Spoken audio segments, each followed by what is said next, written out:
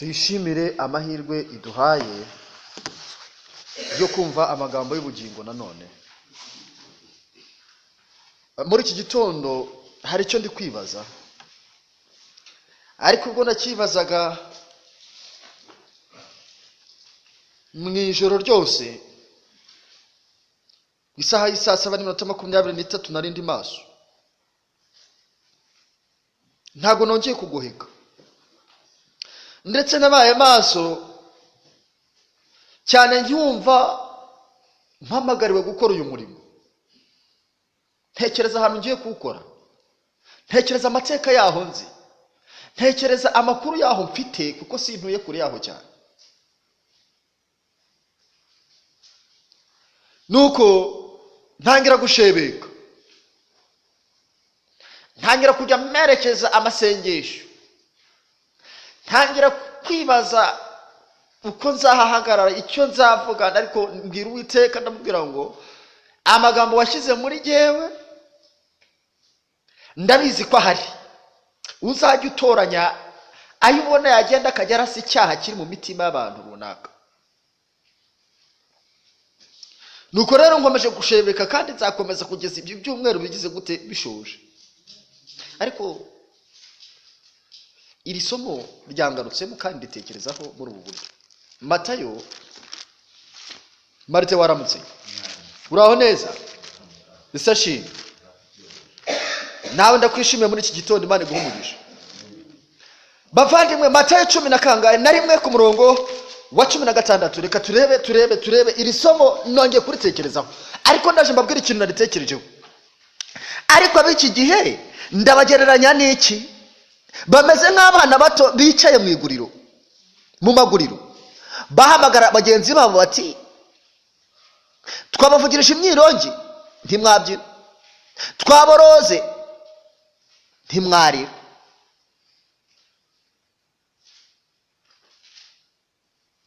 Ndimo ndibaza, mbese ko Uwiteka yatangiye gucuruza arimo ahamagara, akaba yahamagaye, yatangire mu butumwa bwiza ahamagara, aracuruza habura n'umwe waza kugura, akabe no kujya mu isoko ukajya uhamagara bakajya bakunyuraho bakigendera. Tekereza nawe uri mu isoko, mujya mu isoko, noneho ukajya uhamagara bakaza bakakureba bakagera gute bakigendera. Ariko njya gucuruza mu isoko, hanyuma nkajya gerageza kugira icyo mvuga, ariko nkabona abantu umwe aranyura, undanyuraho ayigira gute yigendera. Nkageraho mvuga ariko ubundi, ariko nabona nicecekeye, mbese turi kujyana, nkajya kubona nkabona umuntu araje ati bari bakundagiye iki n'iki, ncuruza iyi miti mu isoko, niho nsigaye nkura amafaranga, kandi Uwiteka abimfashirizamo.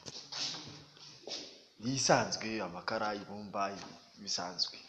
Hari n'igihe njya mu isoko rero, ariko hari n'igihe mahurira n'umuntu tukaganira ibya Yesu, kandi tugahana gahunda, maze nkazajya kumusura bikagenda neza. Bisashimye. Nuko noneho akaba igihe nahamagaye mvuga ati uyu munsi ndagenda rwose ndabasobanurira, mbabwira ibyanditse muri iki gitabo kinini, ariko nkashebe karekata habe n'umwe kuwusubiza. Kandi ubundi nagenda ari uko nashyize Imana imbere, nasenze ku rwego rukomeye, nkabona Uwiteka agiye abazana gake gake. Rero nigeze no kubireka, araza arambwira ati fata usubire, ndetse turi kujyana. None ko Imana iri gushimika, ejo yashimikeye mu bitabo by'abami ihamagara. Ubu turaje dushebekere muri iki cyumweru mu gitabo cy'Itangiriro, turi guhamagara. Mbese ko hari abakubereye ku mavi, wewe wibereye ku mavi?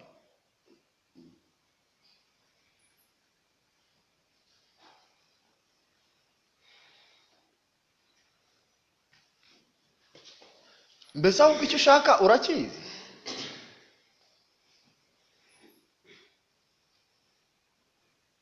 Nagira ngo nkubwire muri iki gitondo ngo uve mu byigano, were kugenda nk'uko rubanda rugenda, ugende nk'ufite ubwenge, ugende nk'ufite icyo ashaka. Ese ashimwe. Duhurire muri Luka 19. Luka 19.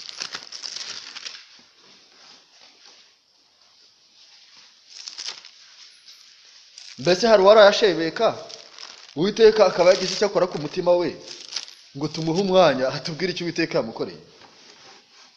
Hari wenda yabazaga ati ibyaha byanjye n'ibicumuro byanjye n'ibingahe nk'uko twashebekeye muri Yobu tubaza. Buriya rero ibibazo byinshi dukunda kubibaza abantu, tukumva nuko n'abantu babidusobanurira, ariko ntidukunda kubibaza Imana.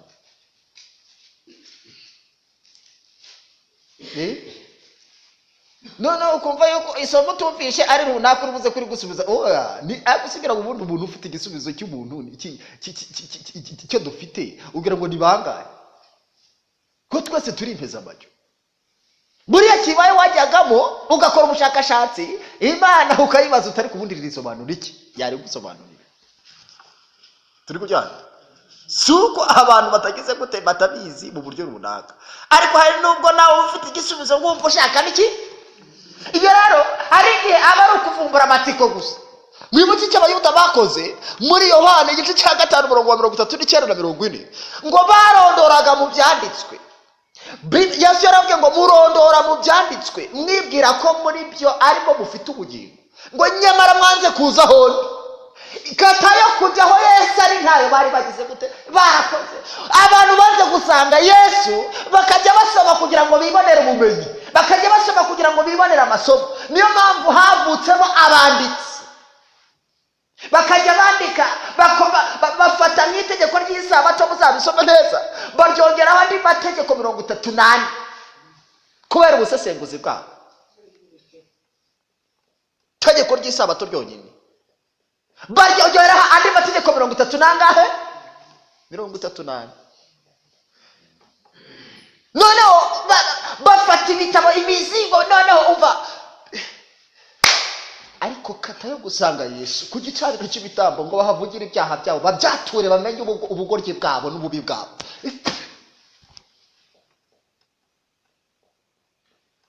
Kandi aho niho hari ubugingo buhoraho.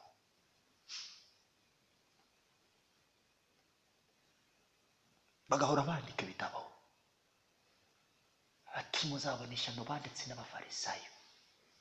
Arababwira ati muzabona ishyano kuko mwoza inyuma ariko imbere ari umunuko. Ababwira ko bameze nk'ibituro bisize iki. Ababwira amagambo akomeye. Nibuke ukuntu bajyaga baza kumuhondesha inyandiko ko twasomye ngo tuzagenda tubireba, ko bajyaga bamubwira ati twebwe twarasomye ngo. Umuntu wambajije ikibazo ejo ndamusubiza akurikirana uracyumva. Yambajije ngo ubundi ko twasomye mu rwa kabiri byo ku ngoma igice cya 14 ngo maze abantu banjye bitiriwe izina ryanjye nibicisha bugufi bagashaka mu maso hanjye bakareka ingeso zabo mbi. Urumva ukuntu yambajije ngo none ngo umuntu niwe ushaka Imana ngo cyangwa Imana niyo imushaka. Nagira nkubwire ngo Imana yashebetse ibindi bisigariye wowe. Imana niyo ishaka umuntu, ibyo yabirangije.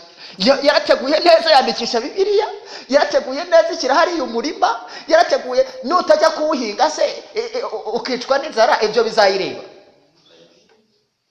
Ubwo rero umenye ngo ibindi biba bigusigari. None ubwo wafashe ya mbere ninde? Ni Imana yatanze ibyangombwa byo, ariko nawe yagusaba kugira icyo ukora. Kugira icyo ukora.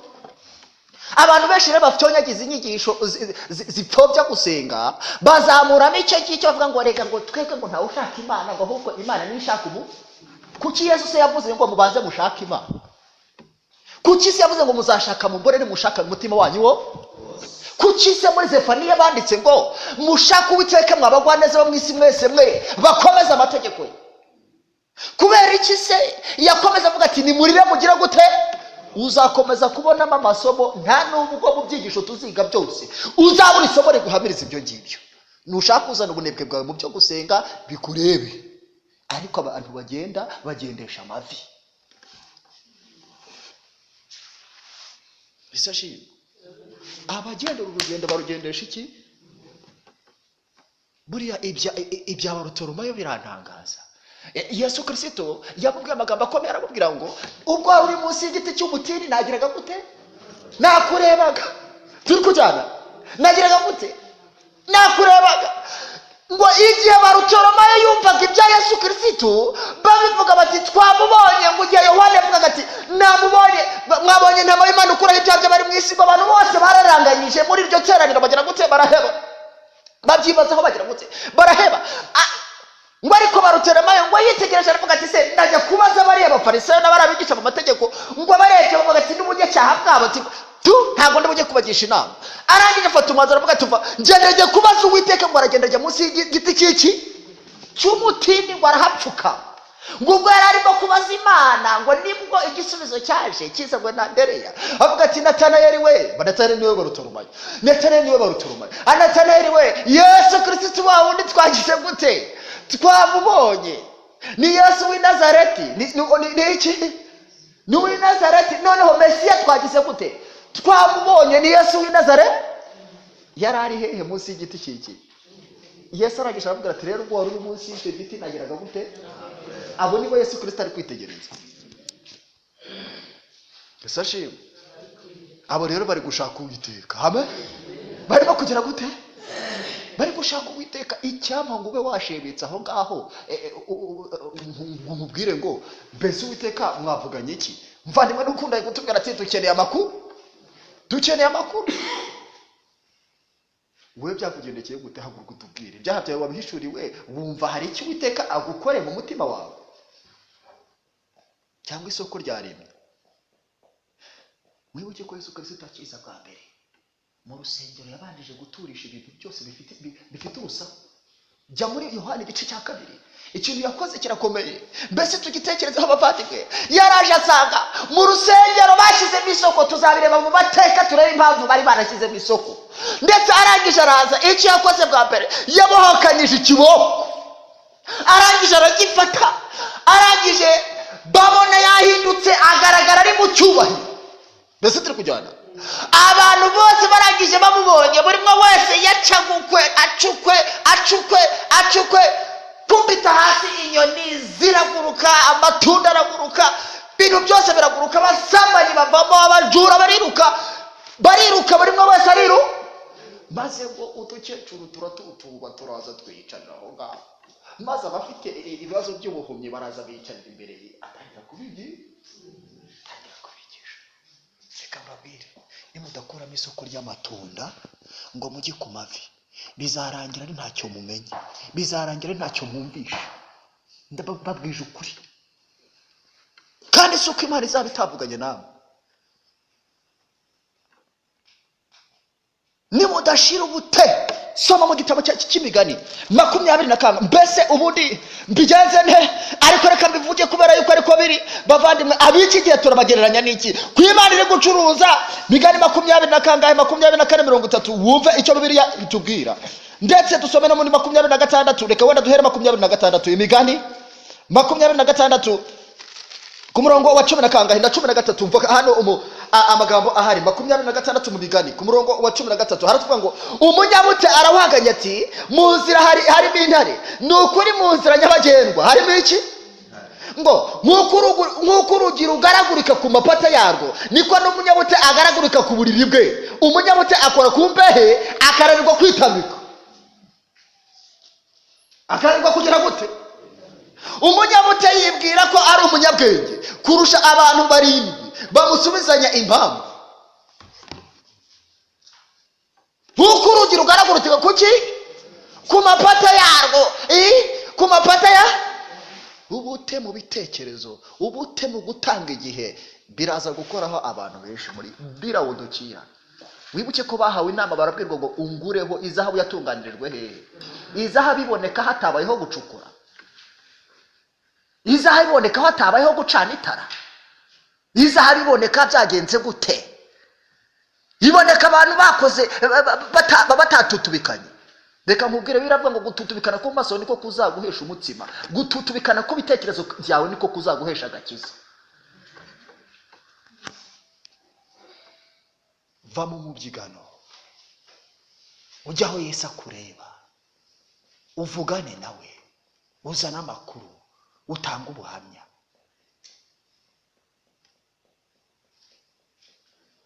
Niba udafite ubuhamya bw'uko icyaha cyakuriye, nta kintu ufite. Ndakubwiza ukuri, nturagera ku gicaniro cy'ibitambo. Icyakora urubingo rushobora kuba rwarasadutse ndetse birimo binacumbeka. Amen. Birimo binacumbeka, byacumbekeraga ku gicaniro cy'ibitambo. Amen. Ku gicaniro cy'iki. Ubwo rero igihe byacumbekaga ntabwo Yesu Kristo abikomaho. Turi kujyana. Ahubwo abashaka kugira ngo byake izina ry'Imana habwe icyubahiro. Amen. Rero hari abantu urubingo rucumbeka ndetse kuriya bicumba umwotsi, n'abantu b'abanyamihango ariko batarabona urumuri ruvuye hehe? Ruvuye mu ijuru ngo rukongore umuriro ku gicaniro cy'iki. Yani magambo amahoro yo mu mutima atahemo, ariko bagerageza mu ntege nke za ntago bazi neza igikwiriye gusabwa, ntago bazi neza, bumva bafite ikibazo ariko ntibazi uko cyakemuka. Gisashimwe. Va mu mubyigano. Iri ngiri ryo mu migano za ryisomero ranarizi 24 murayandusha ngenje ndi nyamuza vuba. 24 ngo umunyamute, ibyo nibyo by'umunyamute nibyo navugaga. Reka twigire ku cyigisho cyacu kivuga ngo va mu ki? Va mu mubyigano. Wumve amagambo ahari uko avuga muri Luka 10 na kangahe? 19. Luka 19 turasoma ibya Zakayo. Ibya Zakayo niyo magambo tujye kwiga muri iminota mike dufite. Yesu agereye ariko arahanyura. Nuko hariho umuntu witwaga Zakayo, yari umukoresha w'ikoro mukuru kandi yari umutunzi. Ashaka kureba Yesu ngo amenye uko asa, ariko ntiyabibasha kuko abantu bari benshi kandi ari mugufi. Mbese turi kujyana. Yari afite ikibazo cy'uko abantu ari benshi. Icyigisho cyacu cyangwa insanganyamatsiko yacu ishingiye hano. Abantu ni benshi ariko nanone umuntu niki? Ni mugufi. Ibibazo bihari biri inyuma, ibibazo bihari biri imbere. Nukuvuga ngo hari ibibyiganira mu muntu, hari n'ibibyiganira inyuma. Ibyo byose biragusaba rero kuva muri uwo mubyigano.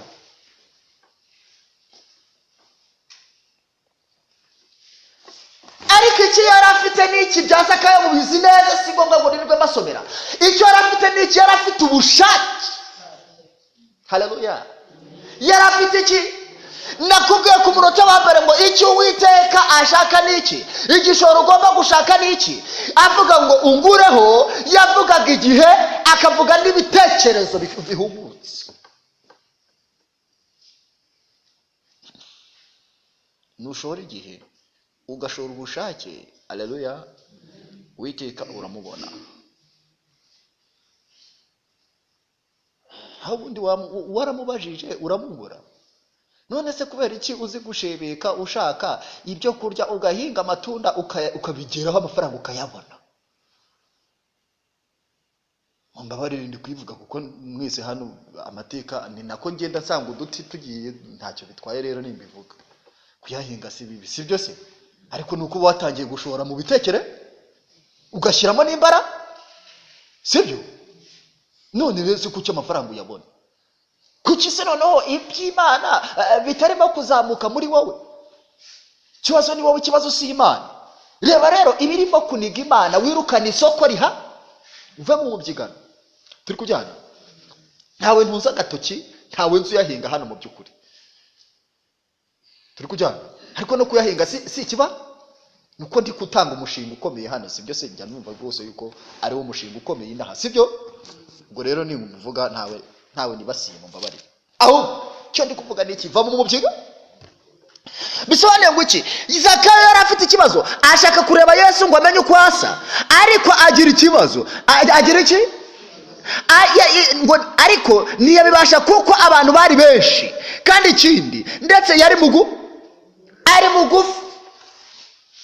ni ukuvuga ngo Yesu Kristo ubwo yaravuye ngo agera i Yeriko arahanyura, ngo Zakayo ikindi yari umukoresha w'ikoro, yari afite akazi ka leta kamuhemba akora ku manywa na nijoro ko kubara amafaranga, ku manywa akirirwa yasozoranya. Bisobanuye ngo yarahugiranye, yaragize gute ikindi yari afite imiziro, kubera ko yari yemerewe kwinjira mu rusengero. Kubera iki? Kubera yuko abakoresha b'ikoro bajyaga basoresha abantu. Ku bw'ibyo ababaga barafashe ku kazi kandi ari n'abayuda babaga barakiwe hehe? Barakiwe mu rusengero. Rero Yesu yatangiye kwigenda kuza yigishiriza mu rusengero, ibitangaza bye byose byaragendaga bikamamara ahantu hose, ntibyabashaga kwihishira. Maze Zakayo nawe arabyumva, arangije ngo yifuza kubona uwo muntu, agira ubushake bwo kubona uwo muntu, ndetse ngo icyo cyifuza akagihona atari ku bugubu koko, ngo ariko akibaza aho azamubonera akahahe ko atari yemerewe kujya mu rusengero. Nyamara bamubonaga bavuga bati dore umunyabyaha yatumazeho utwacu, kandi koko ngo yarabasoreshaga ku rwego rukomeye. Abo yambuye muyibuke yajyaga bamburanye, nawe agakoresha itegeko, agakoresha ububasha yari afite mu bya leta, maze akayabatwara. Koko ararundanya, nawe agenda arunda. Ariko uko abikora yumvisha ibya Yesu, ibitangaza bya Yesu bimukora ku mutima, ngo yifuza kumubona. Ariko aravuga ati nzinjirayo nte ko bazantera amabuye, ko bazantera iki? Maze arangije Yesu Kristo ngo areba uwo mutima, ngo niko kunyura Yeriko, ngo arimo hanyura. Rero base turi kujyana, arimo hanyura agenda, yari ari kumwe n'abantu benshi bagize gute bamushagaye. Abantu benshi bari baje bamushagaye, ndetse muri abo bantu babaga bamushagaye habaga harimo abamutegeye ku ijambo ari buze kuvuga ritari ryo. Abo ngabo bari abagenzuzi n'abagenzacyaha. Habaga harimo abifitiye ibibazo by'imibiri gusa, iby'umutima ntubabaze. Turi kujyana. Nuko noneho ababaga barimo babaga ari abantu batandukanye. Ubwo abantu rero babona baza ku masabato, bamwe baba bafite ibyifuzo bitandukanye, bakaza bamwe bafite ibyifuzo by'umubiri ari byo bagize gute bashyize imbere, abandi bakaza bafite ibyifuzo by'uko bari buze kwibonera amafaranga runaka ari byo bagize gute, cyangwa se bakaza ariko bw'umuhango kuko ariko bagize gute bamenyereye, bakaza mu buryo wowe yuje ubujute. Desashi va mu mubyigano, ni igihe cyo kuva hehe. Zakayo rero yari afite izo nkomyi zose. Bavandimwe, inkomyi zirahari z'abantu. Reba inkomyi twateje, ngo izina ry'Imana ritukwa mu banyamahanga kubera twebwe, kuko turavuga ngo turabadivanise munsi wa karindwi, nitwe dufite utubari hariya. Abadivanise munsi wa karindwi nibo benga ibigage bigize gute bikarishye. Abadivanise munsi wa karindwi nibo barimo kubyina hariya bashyiramo za ndirimbo. Abadivanise munsi wa karindwi nibo bari gukora amarorerwa yose hariya, kandi barangiza ku masabato bagafata Bibiliya bakajya kubwiriza.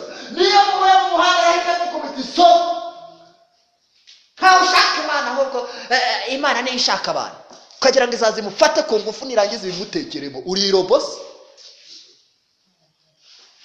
ufite umudendezo. Isashi Zakayo rero yari afite ubwo bushake, avuga ati icyampa nkibonere Yesu. Yashakaga kwirebera Imana. Haleluya. Bavandimwe, ni igihe cyacu cyo kuva mu mubyigano.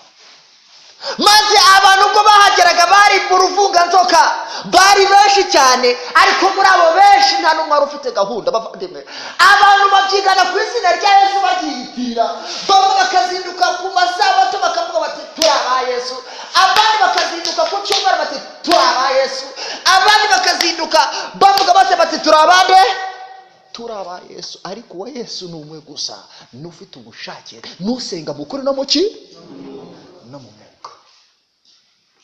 Mbese imisengero yawe ni imisengero nyamaki? Ni imisengero yo mu mwuka, ndetse iri mu kuri. Yesu Kristo ati ngo ubereshe ukuri kuko ijambo ryawe ari iki? Mbese umwuka wera wumvishe ko yaje yatsinze umutima wawe, kuko gusenga mu mwuka ni ukubanza gutsindwa n'umutima. Byaha bigahishuka, umunyabyaha akabyatura, yarangiza kubyatura agahishurirwa igitambo cya Kristo. Ibyo ngibyo bikaba muri we, bikamubera igitsi ku mutima, ndetse ibyo ngibyo abifite abafite intangiriro ubundi yakira imbaraga imuhindura uko bukeye n'uko bugize gute. Ubwo nicyo gihe urupfu rwa Yesu bararugufitiye akamaro, kubera yuko wababariwe ibyaha byo mu gihe cyashize. Umuzuko wa Yesu nuko kugirira akamaro, kubera yuko ugenda wezwa. Wibuke icyo Yohana yanditse mu rwanda rwa Yohana igice cya mbere umurongo w'9, ariko nitwatura ibyaha byacu niyo yo kwizerwa. Cya mbere kiranukira kutubabarira, kabiri no kutwezaho ibyaha byacu. Bisobanuye ngo izo ngeso mbi ikibanza kubarirwa n'ibyaha byo mu gihe cyashize, nyuma yaho kakora ikiraho iki kugenda umuntu yezwa. Ariko ibyo bikorwa n'umuzuko wande wa Yesu Kristo. Ibyo nibyo byaguha kwitegura kugaruka kwande kwa Yesu, kubera yuko Yesu yaravuye mu rupfu ageze no mu muzuko, yahawe ubwiza, arazamuka ajya mu ijuru, yambara undi mubiri. Ntabwo yajyanye umubiri nk'uyu dufite, oya, yambaye umubiri wo mu ijuru. Kandi ngo Yesu Kristo adutegurira imibiri yahe yo mu bwami bwo mu ijuru azaduha kuri urya munsi, kubwo gucungurwa kwa nyuma. None ko iyo nzira ari igomba kunyurwa, icyitwa gutsindishirizwa, icyitwa kwezwa, icyitwa guhabwa ubwiza, urashaka gusimbuka ujya hehe? Ko binyura mu rupfu, bikanyura mu muzuko, bikanyura mu guhabwa ubwiza, nta kindi gika uzigera ubona. Cunga neza rero utangire, taza gutangira nabi. Urupfu rwa Yesu Kristo nongera bisubire mu rufite akamaro ko gutuma umuntu ababarirwa ibyaha. Zakayo rero bavandimwe, mu muzuko naho birasobanuka. Zakayo ashatse kureba baramukingiranira, iminota irarangiye, reka dusoreze hano.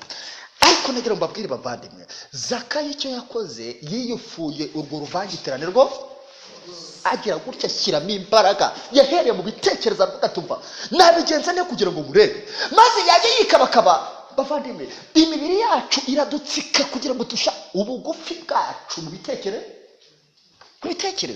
Icyaha kiradutsika, kiba kirimo ibyifuzo biba bigize gute, biba birimo ibyo gushaka amafaranga biba bigize gute, biba birimo. Kandi Satani baguha ibihamya akakubwira ngo dore ubukene bugize gute burahari, kandi koko ukabona nibyo, sibyo? Ariko wananiwe gutanga na kimwe cy'icumi cy'amasaha 20 nangahe, 24 yose urashaka kuyakoresha muri ibyo. None se urumva bizavamo? Kutanga kimwe mu 10 wari atanga kimwe mu 10 cy'igihe, gitanga nibyo, ariko utanga n'iki gihe uboneka imbere y'Imana igushyiramo ibyaha. Isashi Zakayo ariyufura, aravuga ati ndabigenza nte, maze yitegereza araranganya, aravuga tumva rero ibireka ashyire ku ruhande n'ibishyire ku ruhande. Akazi uwo munsi yari yagaparitse, yashyize ku ruhande, arangije aravuga ati rero aba nabo babyigana, reka nze nkwereke. Arasunika mbaye, arangije arazamuka yigira imbere, arabasumba bose, azamuka igiti cy'umuvumo, azamuka igiti cy'iki, ajya hirengera, aravuga ati jyewe ndaza mwitegereza neza. Maze igihe Yesu yarahageze, arangije ararama, aramwitegereza, aramubwira ati rero Zakayo, ururuka, kuko Zakayo yaramanitse, ibyaha byari byamutoteje, yumvaga afite ikimwaro, yumvaga afite isoni, yumvaga ashaka kumureba, yumvaga atazi uko yabigenza. Ngo kuko igihe ijambo ry'Imana, ubutumwa bwiza bwigishwa, umunyabyaha aba yumva ikidodo kuri we, utarigeze abona n'Uwiteka. Mu gihe iyo ubutumwa bwiza bwigishwa ku muntu wabwakiriye, aba yumva we azamuka, akumva imbaraga ikomeza kumuzamu. Iryo tandukana ntaryo wumva mu mutima wawe. Sashi maze ahita yumva aramuzi ne, amenya yuko ariyo mpamvu yahanyuze, arangije aravuga ati Zakayo we ururuka. Maze agiye kumva Zakayo mu mutima we yumva hari igitwaro cy'ibyaha kigize gute, kimworosetseho. Arangije ku kanya yururuka, amwakira agize gute, anezerewe, amwakira anezerewe.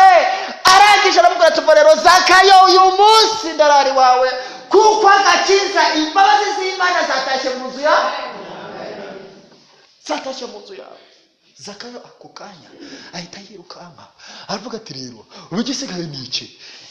Abona hari abantu iruhande bamuzengurutse, atigeze agira gute, abo yambuye. Avuga ati rero ubwo ikibazo Imana igikemuye, nsigaye ikibazo n'abantu. ndabariha kangahe? Ndabariha kane. Ndabariha kangahe? Arariha. Zakayo arariha. Zakayo arariha. Zakayo arariha. Zakayo agira gute? Wowe ntukeneye kuriha buriya. Wariha ute utaramenya yuko imyenda ufite ari ikibazo? Kuriha no kujya kwatura. Wikiranura n'ibikize gute? Nibyo nushaka uyakureho nyamara. Abaririmbyi bamwe niho baririmbye ngo banze ukureho kureho uwo mwanda. Ni igihe cyo gukuraho umwanda, niyo nzira yonyine ihari. Zakayo Yesu aramubwira tumva nawe uri umwana wa Aburahamu. Turi kujyana. Mureke twere gukirenza igitambo cya Kristo. Yashenjaguwe, yababarijwe kugira ngo ibyaha byacu bigire gute bibabarirwe. Amen. None rero nta yindi nzira ihari. Tuzava mu itangiriro tugire mu byahishuwe. Nta yindi uzabona. Muri soje.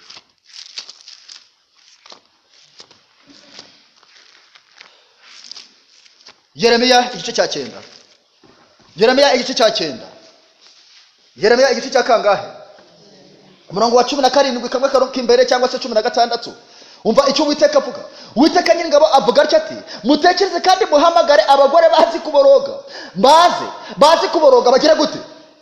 Bazi ngo mutumire abagore b'iki? Abagore b'abahanga baze kandi batebuke batuborogere kugira ngo amaso yacu avemo amarira atemba n'ibihene byacu bihongobokemo amazi, kuko ijwi ry'umuborogo ryumvikaniye riturutse i Siyoni riti yemwe ko twanyazwe dukozwe n'isoni, ngo kuko twataye igihugu kandi badusenyeye ingo.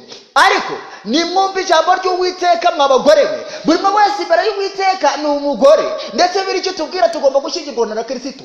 Pawulo yaravuze ngo n'abakwereye umugabo umwe ari we Kristo. Bavandimwe, imbere y'Uwiteka umuntu akwiriye kugirana amasezerano na Yesu. Ngo kandi ngo amatwi yanyu yakira ijambo ryo mu kanwa ke, ngo mwigishe abakobwa banyu kuboroga, n'umuntu wese yigisha umuturanyi we kuganya. Icyo naje hano kubigisha rero ni ukuboroga, ni ugutaka, ni ukuvuza induru, ni ugutabaza, ari kugira ngo ubashe kubona gutabarwa kuva ku Uwiteka. Erega hatabayeho kuboroga, Abisiraheli se ntibabanje kuniha kugira ngo Imana yumve umuniho wabo? Niha unihira ubugufi buri muri wowe, niha unihira ibikuzengurutse ubyiyambure, ushyiremo imbaraga z'ibitekerezo, ushyiremo imbaraga z'ubushake, ujya ahantu hirengeye, ujya ahantu wiherereye, ubaze ibyawe by'amashira kinyoma, ujya mu rubanza kugira ngo utsindishirizwe. Mbese Imana ntiyacurujirize muri Yesaya igice cya 43 ivuga ngo ubwanjye nijye ubabarira ibicumuro byawe nkakubarira ku bwanjye, ariko shinga urubanza kugira ngo ugire gute? Tsindishirizwe. Mbese turi kujyana. None rero ati nimuhamagara abagore bazi kurira, umuntu wese yigisha n'umuturanyi we. Ndetse ku murongo wa 20, kuko urupfu rwuririye mu madirishya yacu rukinjira mu manyumba yacu, rwica abana bari hanze n'abasore bari mu nzira. Vuga uti uko niko Uwiteka avuga ati intumbi z'abantu zizagwa hasi zibe nk'amase yo ku gasozi, nk'ibihumbano bisigara inyuma y'iki y'usarura, zitagira ugira gute uzirarura.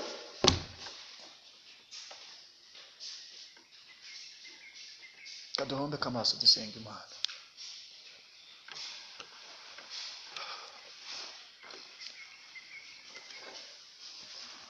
Mu mutima wawe icyo Uwiteka akwemeje ugikore.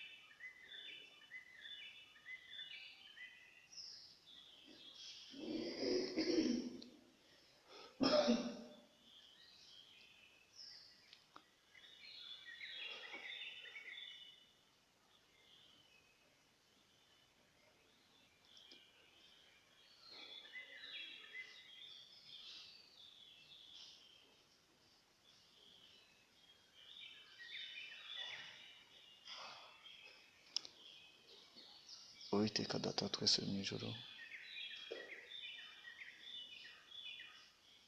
utwereke mu byigano tubyiganiyemo, niba ari irari n'ibyifuzo biniga iby'umwuka muri twebwe bitsindwe mu izina rya Yesu. Iby'abantu nabyo bituzengurutse uturinde ko biduherana, ahubwo tuzamuke twitegere aho duhamagarira kureba, twumve icyo ubwira imitima yacu. Udufashirize muri gahunda dukomeje kubamo, uhugure imitima yacu, uyimurikire, uyisobanurire,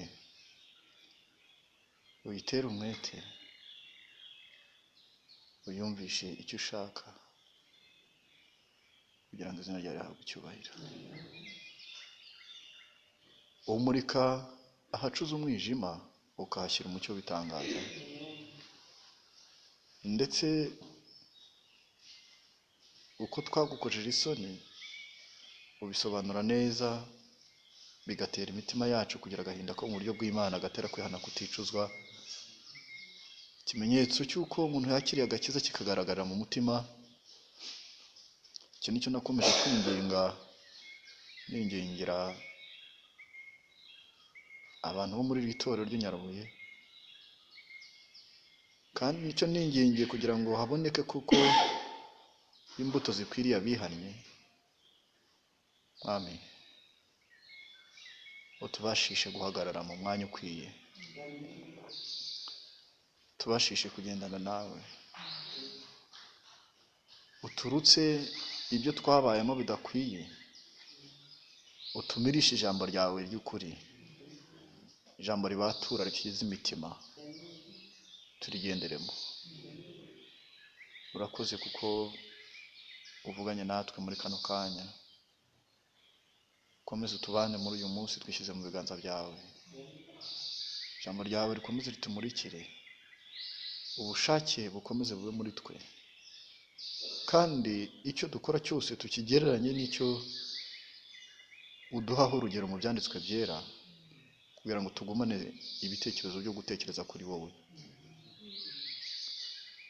Uhinga atekereze yuko wahinga no mu mutima we, uwigisha atekereze ko wakwigisha no mu mutima we, uwubaka atekereze ko ari we mwubatsi wubaka iby'umwuka muri we, ukora icyo akora cyose agikorana umutima ukomeza gutekereza ibyawe.